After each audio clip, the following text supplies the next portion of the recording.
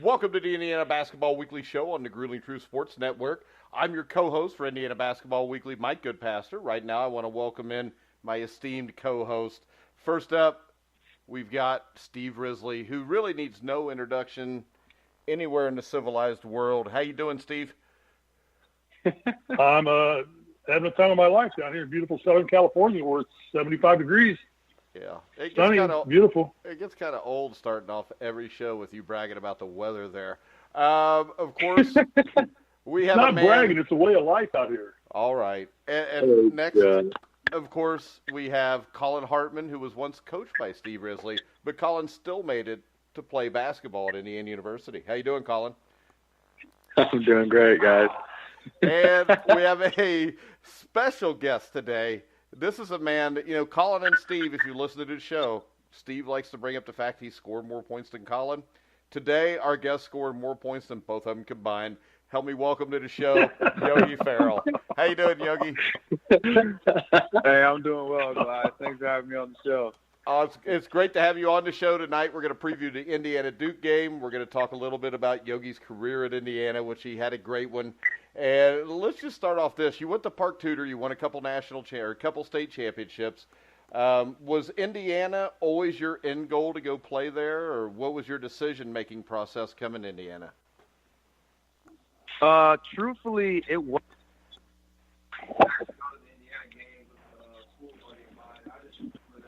They weren't doing so hot, losing a lot of games. So honestly, Indiana wasn't always at the top of my list to go to. I liked the top tier teams at that time, like Duke, North Carolina, different teams like that. But the way it shaped down and, the older as I got, I felt like Indiana was the right place for me. Hey, Yogi, we can barely hear you right now. Hello? There you go. We can barely hear you, Kev. Oh, we just lost him now. We got a mess here. It's all Steve Risley's fault. Let's see. Let's add him back. Hey, Steve, he did score more points than both of you combined, though. Oh, I'm sure he did. No doubt. Okay. That doesn't surprise me. That's probably in one season. All right, Yogi, you back? There we go. You there, Yogi? Oh, I'm back. Oh, there we go. Yeah, I can hear you. All right, Steve. We lost you, Kev. Man, I don't have too good a service out here. Uh-oh. You got T-Mobile like me and Collin also? No, I actually need AT&T, so it's not even too much better. Oh, damn. Oh, yeah, we're right there with you. All right, let's just go ahead and start over. And you knew the question. Just go ahead and just give us the brief summary of your decision to go to Indiana. I actually didn't think Indiana was going to be my top choice, especially growing up. I used to go to the Indiana games with a school buddy of mine. I remember they were just losing a lot, so there wasn't a lot of hype about them. And me as a young kid, I always wanted to go to the hype schools like Duke, North Carolina. But, the older I got, I felt like Indiana was definitely the right place for me. All right, Steve? Yeah. Well, what were some of the thoughts that went into you? First off, how was playing high school basketball in Indiana for you? I was fortunate enough to get to play in single-class basketball. I think you and Collin grew up more in there where you were in class basketball, weren't you? Yeah, I would say Indiana basketball is the best basketball in the nation.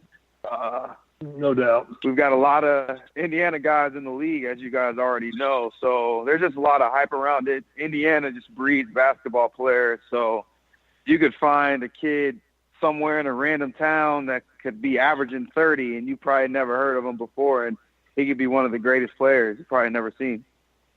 Well, what's interesting about that is, and we've had this discussion before on this show, is that when I played in the Bob Knight era, obviously, and you guys played in the Tom Crean era, Crean actually probably has more contributory players in the NBA than Knight ever really put in the NBA.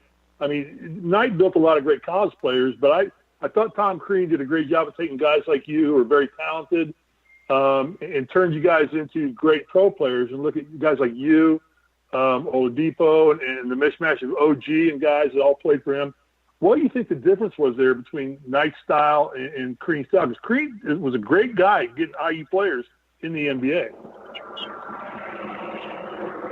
Well, I would just probably say the relationships that Crean had and with everybody, even around the league, even mentors. He had a lot of people that would come into the locker room and just talk to us about life and about anything, really. So I felt like that Coach Crean would bring guys around the locker room and around us to see what success looks like and to hear from other people how to be successful. So I feel like that was a very intricate part on as to why so many of us that played under Tom Crean are in the NBA. Except me. Except Collin. So I got one for you. What was like? I mean, I've played with you obviously, so I know a lot of the answers to this question. But I don't think I've ever asked you this. What was the single most gratifying or exciting game that you played in an IU, whether it be the year before I was there or the 3 years that I was there? What was like your favorite game if you had to choose one game? What would it be and why? My favorite game was probably my freshman year when we played North Carolina. I just remember it was so loud in that gym. I couldn't hear. Basically, as you know, Collin, when it gets loud, you can't even hear your own teammates right next to you. So I'd say that game, because that game really I really felt it, and I got chilled. I was like, man, I'm really at Indiana right now playing. Like, this is really cool. And we were up by 22, so that game was just fun all around. that makes it better, right? Exactly. I got one more for you. But we on our show a lot. We talk a lot about Isaiah, and you know, it kind of just happens because you were my version of Isaiah to Steve. You know, Steve and I were both role players, and you and Isaiah were the big leaders of the team. And so I guess what I'm getting at is, when did you decide that you wanted to be like the leader, that you got that confidence and that courage, and you realized that you were going to be that guy that had to carry all 18 guys or whatever and, you know, guide everybody? Like, what was your mindset like that? How did you prepare for it? I would honestly say the way I prepared for it was watching all the older guys my freshman year.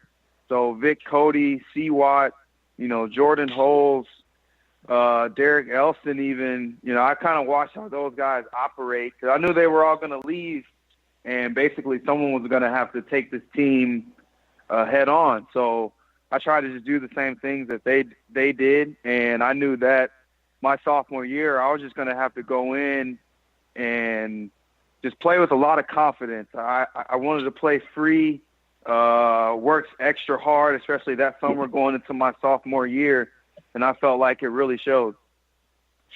All right, now playing off that,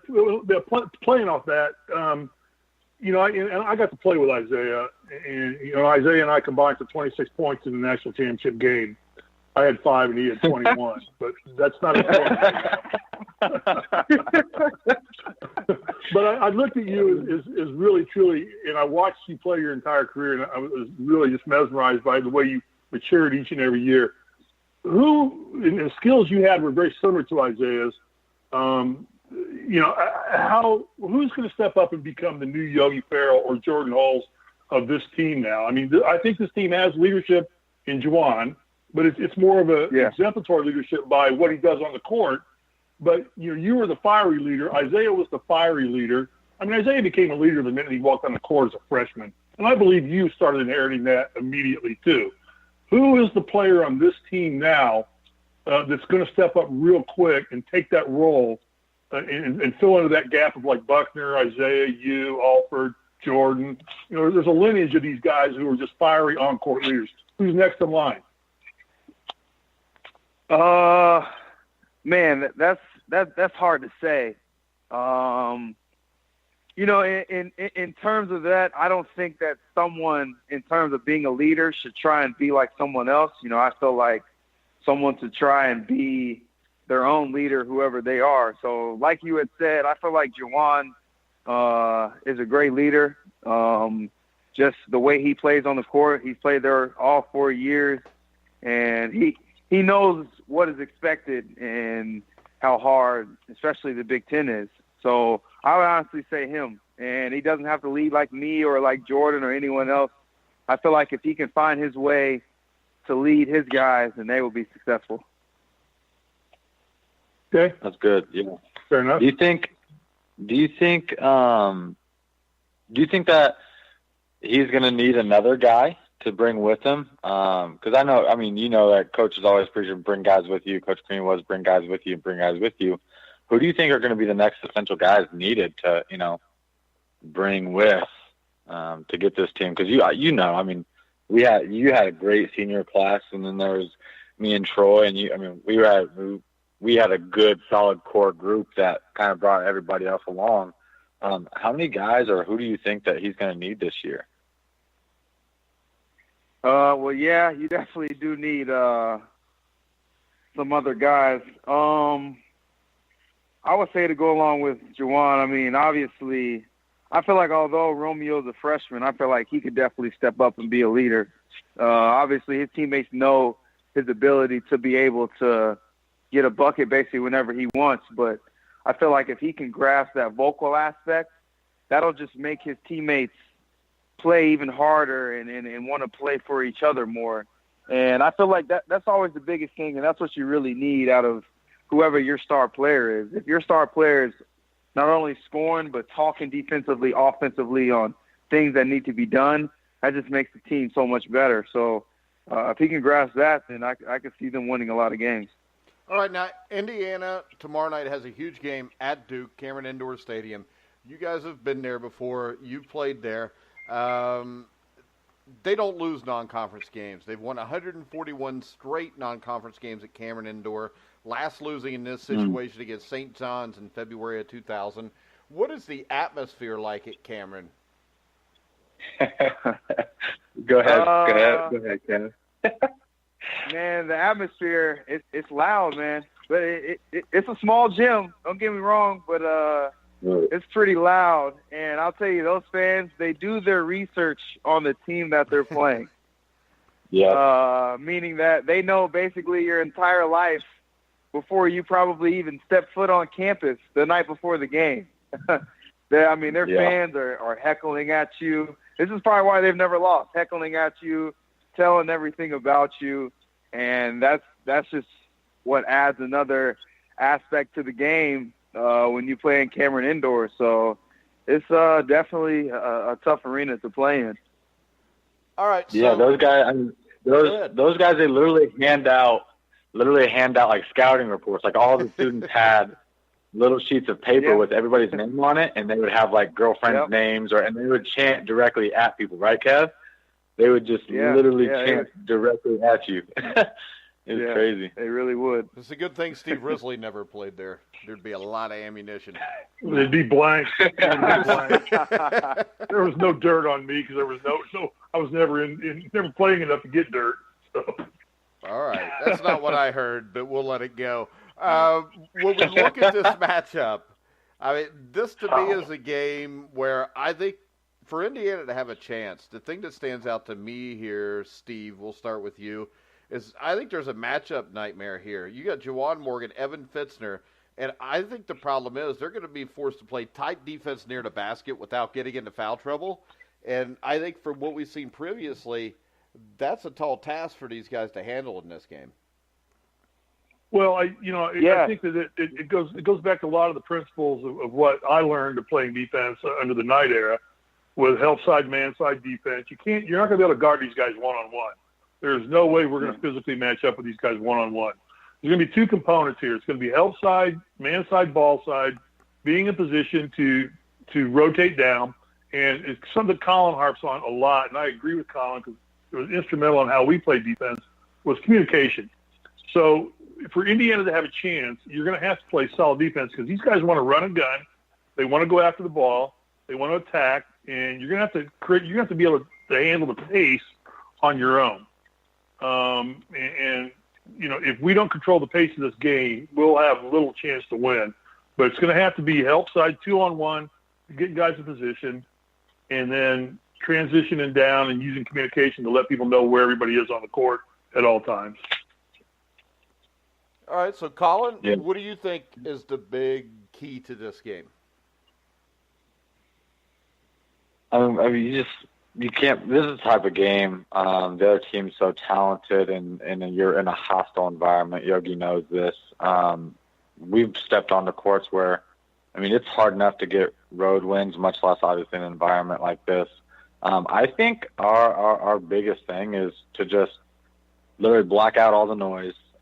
Doesn't matter what people like us are saying, what the news is saying, what ESPN's saying, anything like that. But I think Yogi will agree with me. I think it's really just, you guys just got to go out there, lock in, close your circle, and play as hard as you can. You have to leave everything out there. So, what do you think, Kenneth? Yeah, I agree. You just can't be intimidated. That's the biggest thing. And especially when you're on the road, there's always something about being able to shut out, like, the home crowd, their cheers and everything. And on the road, main thing, you got to bring your own energy.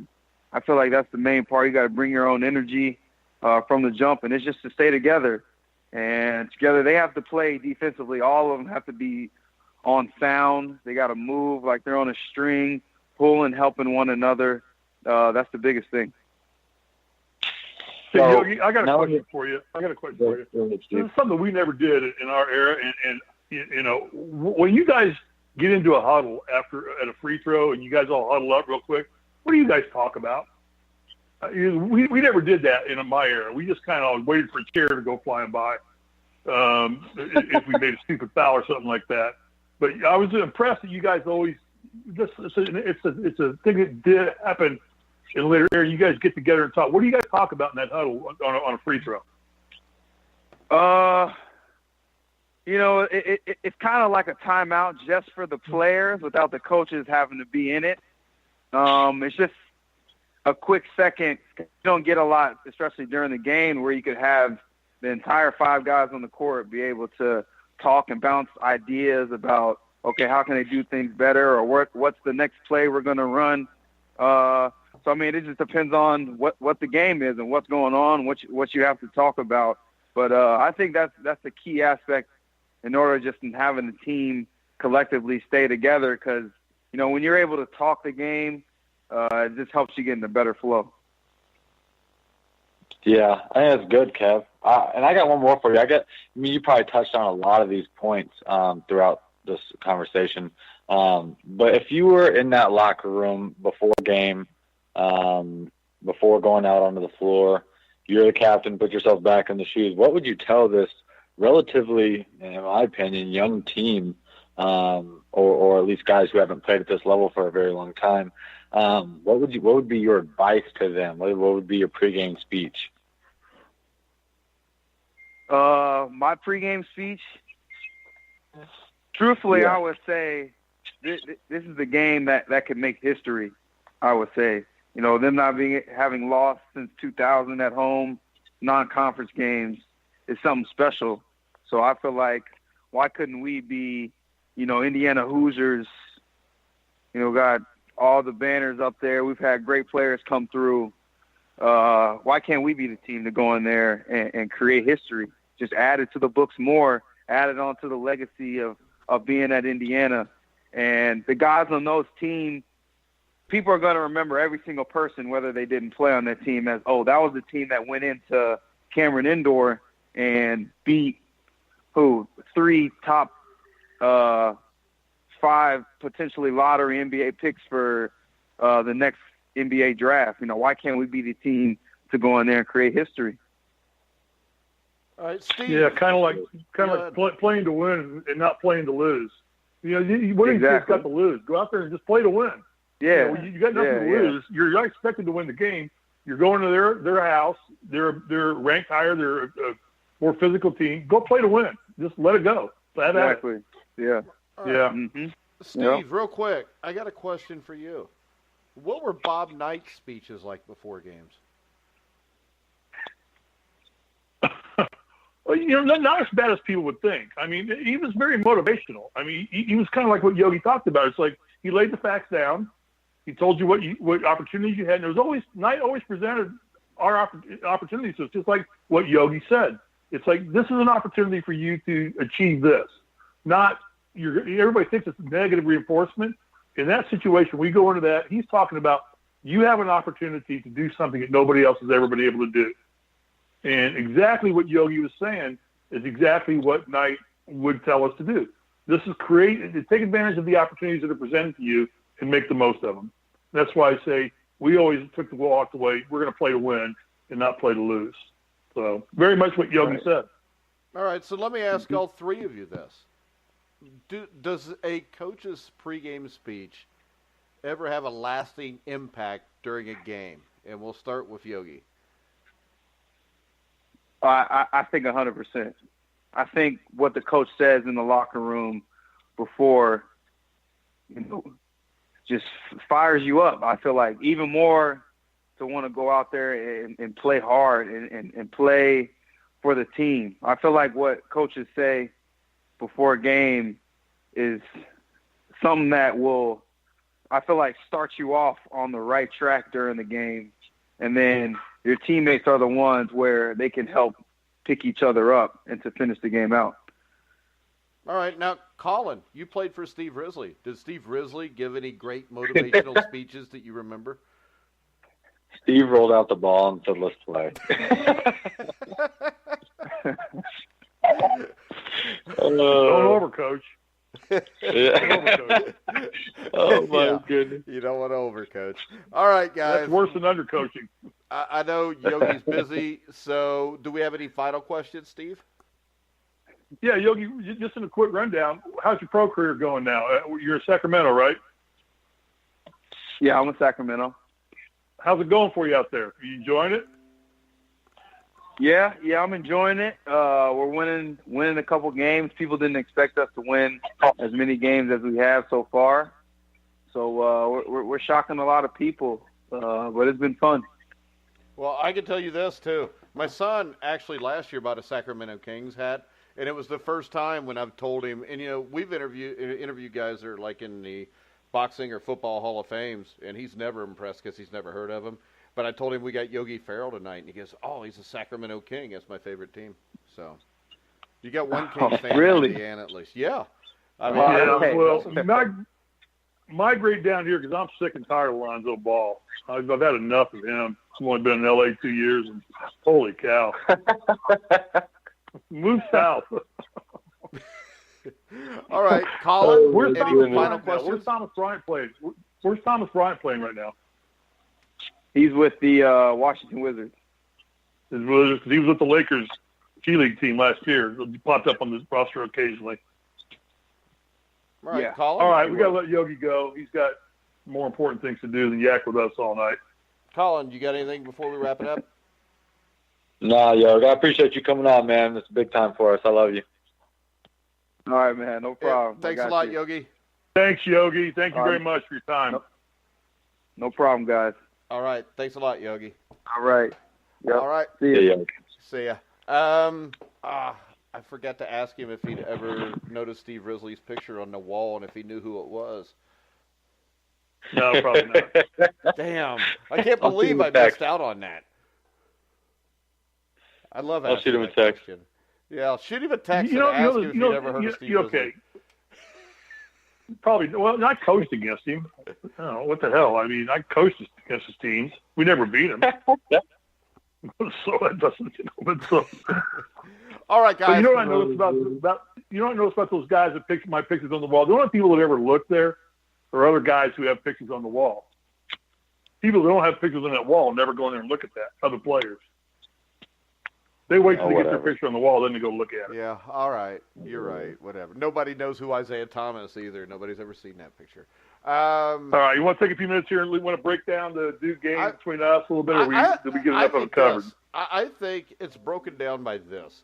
Can Morgan and Fitzner stay out of foul trouble, and are Green and McRoberts going to be healthy? Because I think in the end, to win this game, it's got to be done basically on heart. And you need McRoberts in there diving for loose balls. You need the underneath guy. We need to stay out of foul trouble. Need to play the game clean. We need to get them in foul trouble. Yeah, I mean. Yeah, we need to get them in foul trouble. I'll tell you, I would try to attack Zion Williamson as much as I could. He's the kind of guy. He's the kind of guy with that athleticism, that length. He's the kind of guy when you go to the bucket, you have to stay in his body. If he gets any separation from you at all, he's blocking your shot, not 10 times out of 10. Yeah, but so he's the guy you have to get that separation from. I think also a lot of people, when they play a guy like that, tend to try to go away from him. And I think most of the time, I know I'm a football coach. I'm not a basketball coach. But, if you're playing a game and you got a guy that, plays linebacker, but he's also the best running back, I think you should just run at him as much as you can, see if you can wear him out. And with Williamson, he seems to be the kind of guy that if Juwan Morgan comes out and makes a couple nice plays on him, we don't know how he's going to react to that. I mean, Gonzaga beat him by shooting the threes from the perimeter. They did drive to the basket a little bit, but I think that I would take a chance and just attacking him and just see if we could get him in a little bit of foul trouble. Why not? Yeah, no, I watched the Gonzaga game, and the thing I took away from it, and I know, Mike, you and I talked about this a little bit, was I didn't see a lot of cohesiveness on Duke. I saw a lot of individual play, and I think that ended up costing them the game in the end. I did not see them willfully willing to share the ball to win the game as much as they wanted to make the play to win the game. And I think in the end that hurt them a little bit. So that could be a weak spot in them. Now, we talked about maybe that's something that Coach K was just letting them do to teach them a lesson about that and something like that, although I doubt that he would do that in any game that's for a championship. But, who knows? He's like Knight in many ways. So I think there's an Achilles heel there to some degree is if you force them to play individual ball one-on-one, you can break them down that way. That's what Gonzaga did. That's how they broke them down. Made them play one-on-one basketball. So if Indiana can stay together, run their offensive sets, not start shooting three-pointers and trying to score the easy way, but yet punch it into them. Like Collin said, great point. Stay on body with these guys when you go in. Don't do separation because you're right, they will swat you away. And they proved that against Gonzaga. So I think that's critical. The other thing is that I watched Coach Miller's press conference today on Facebook, and he said these things. He said, he thought that yesterday they had the best practice that they've had since the season started. So he was very encouraged by that. Also, it's a great probability. Pardon? I don't think no, go ahead. But go ahead. Oh, no, and he said it's a great probability that McRoberts and Devontae will play, that they're more than probable right now. They were going to run them again today and see how they reacted, and if there was no turn down or no degeneration in their abilities, that they were going to be good to go and label green light to go. And that even, and they're not going to be at their finest because they've sat 3 and 4 games apiece, but still just having those two spell them in. And like Collin says, the heart of like a Zach McRoberts and the athleticism of a Devontae Green can't do anything but help you, even if you only get them for half the time you would normally get them. So a lot of positive things happening for IU, and I think IU will be ready to play. Well, and I think they'll be ready to play. They have at least 2 players in Langford and Morgan who can take a game over. And that is something that I don't think they've had in the past. I mean, Morgan a little bit last year.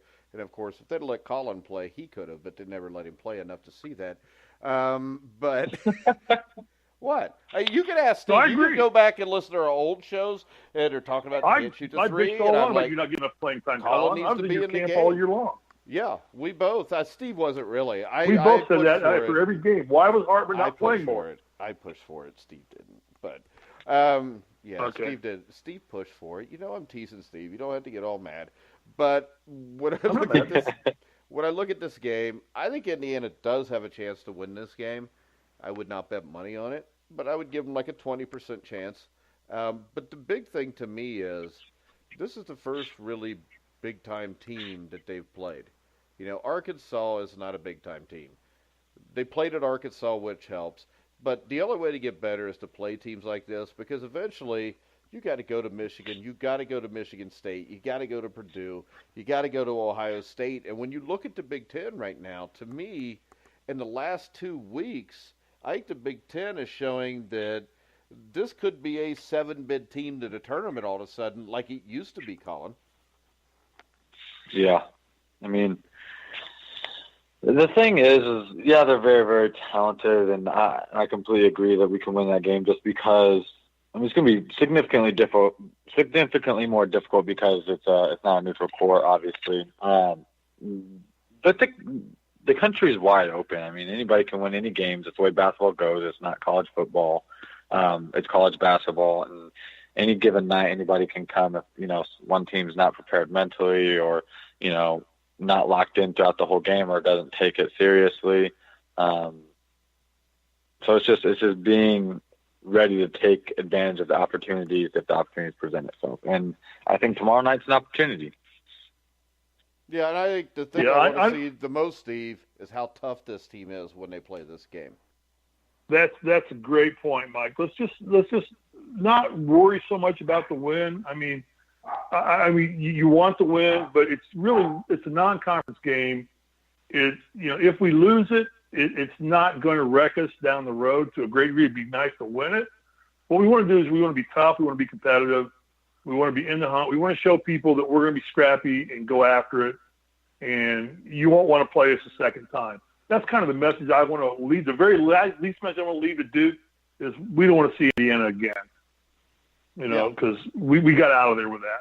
Yeah, and we played them on our court in front of our fans, and we got out of there. Yeah, and when you look at it, it took Gonzaga to the wire to beat him, but Gonzaga was missing one of their best players. But I think Gonzaga has maybe the best college basketball coach in the country.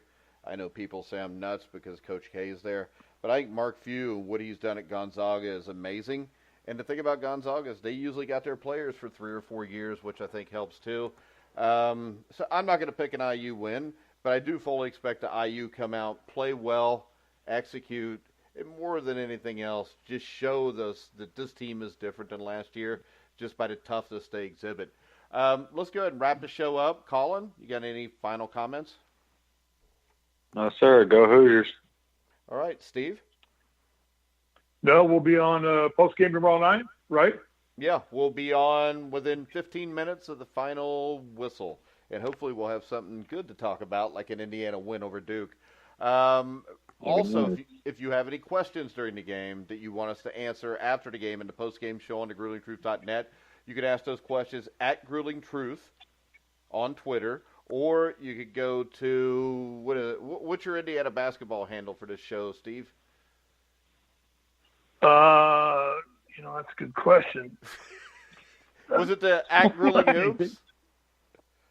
Yeah, let me look it up real quick. All right, if you have any questions, just go to at Grueling Truth. You can hit us up there. We also have an Indiana Basketball Weekly page on Facebook and a Grueling Truth page on Facebook. So go ahead, get your questions in during the game, before the game, after the game, whatever, and we'll answer live on air every question that we get asked. So we're going to go ahead and wrap it up. We want to thank Yogi again for coming on the show. And it's Grueling Hoops, at Grueling Hoops, at Grueling Hoops. At Grueling Hoops, so there's another place you can go. All right, guys, we're going to wrap it up. I want to remind you can hear all of our shows on Spotify, iHeartRadio, iTunes, TuneIn, Spreaker, Stitcher. Wherever you find sports podcasts, you'll find The Grueling Truth. So for Yogi Ferrell, Collin Hartman, Steve Risley, I'm Mike Goodpaster. You've been listening to The Grueling Truth, where the legends speak.